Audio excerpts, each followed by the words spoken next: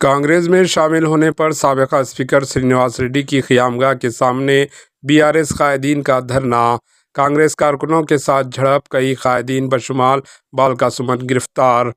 साबिका speaker और बांसवाड़ा के MLA Pocharam Srinivas Reddy की रिहाइशगाह पर शदीद कशीदगी पाई गई।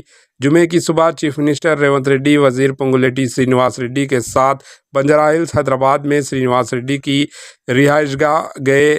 इस मौके पर इन्हें कांग्रेस पार्टी में इनवाइट किया, जिस पर श्रीनिवास रेड्डी इन्हें फर्जंद के साथ मिलकर कांग्रेस पार्टी में शामिल हो गए। साबिका स्पीकर कांग्रेस में शुमालियत इख्तियार करने की इत्तला मिलने के बाद बीआरएस के कई साबिका एमएलए बालका सुमन पार्टी लीडरों के साथ वहां गए और श्रीनिवास रेड्डी की क़यामगाह में दाखिल होने की कोशिश की, ताहम पुलिस ने इन्हें रोक दिया।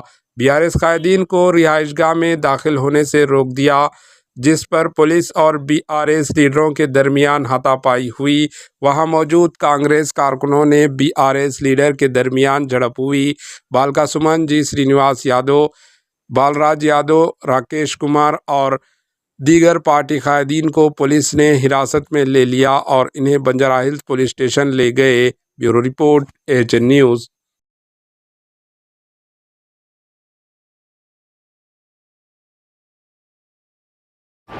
एएचएन न्यूज़ को लाइक करें, शेयर करें और सब्सक्राइब करना ना भूलें।